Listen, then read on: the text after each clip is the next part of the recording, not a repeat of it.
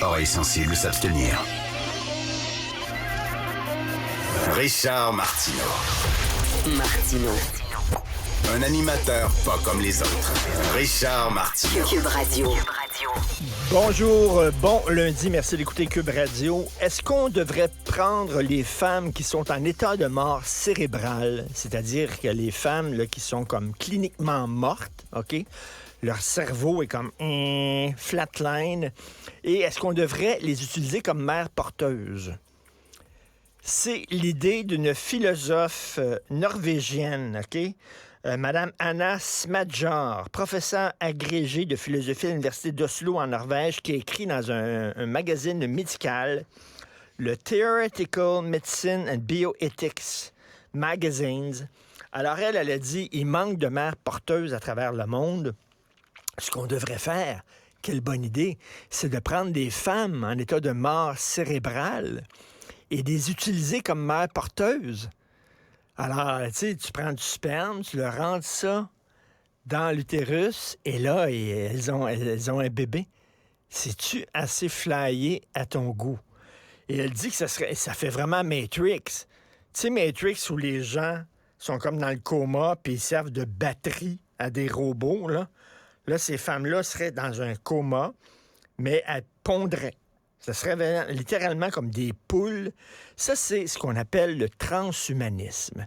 C'est quoi le transhumanisme? C'est toute cette pensée-là qui dit que l'être humain doit s'affranchir des limites que lui impose la nature. C'est-à-dire que la nature fait qu'on va mourir, eh bien, on va essayer de rendre l'être humain immortel. Vous savez qu'au moment où on se parle, il y a des spécialistes un peu partout à travers le monde qui planchent là-dessus en disant que la mort est une maladie qui peut être guérie comme n'importe quelle autre maladie et qui espèrent que l'être humain pourra vivre, bon, sinon éternellement, du moins jusqu'à 200 ans, 250 ans. Il y a des gens qui planchent là-dessus. Donc, la nature nous impose une limite, la mortalité.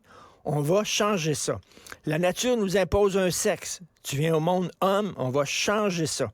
Non, c'est pas vrai. Tu peux changer ton sexe.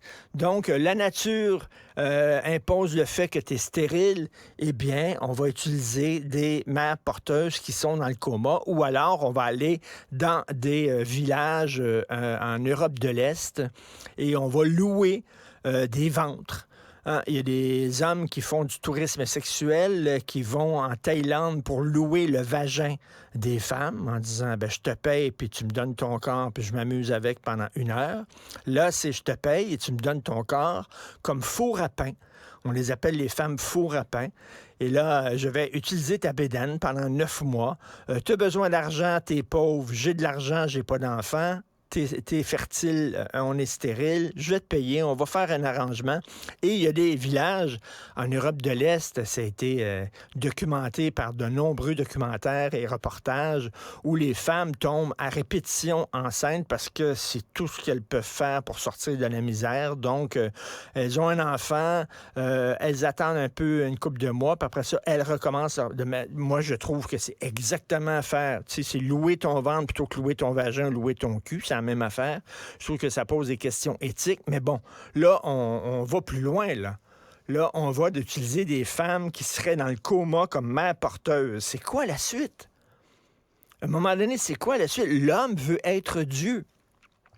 L'homme veut être Dieu, l'homme veut s'affranchir de la nature, veut être en disant, j'aurais plus aucun obstacle à mes désirs.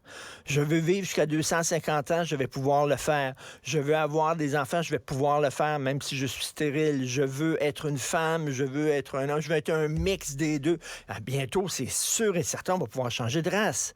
C'est sûr et certain. Moi, j'avais lu, il y avait des cliniques à New York qui proposaient ça, d'élargir ton nez, de donner des grosses lèvres si tu veux ressembler plus à quelqu'un qui est noir, de brider tes yeux, de changer la couleur de ta peau. Bien sûr, ça va arriver. Donc, tu vas pouvoir changer de sexe, tu vas pouvoir changer de race, tu vas pouvoir avoir des enfants grâce à une mère porteuse, tu vas pouvoir vivre jusqu'à 250 ans. C'est ça le transhumanisme. Je m'excuse. Est-ce que c'est vraiment le monde dans lequel on veut vivre? La bonne nouvelle, c'est que cette femme-là a été rabrouée. La philosophe norvégienne sur les médias sociaux. Les gens n'ont pas de maudit bon sens. Mais là, c'est ça. Là. Actuellement, on dit ça n'a pas de sens. Mais dans 10 ans, puis là, on dit, hey, sais-tu quoi? T'es déprimé, t'es en dépression, on va te donner l'aide médicale à mourir. C'est fantastique, tu vas pouvoir te tuer.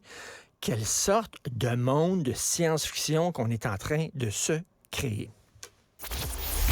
Si c'est vrai qu'on aime autant qu'on déteste, Martineau,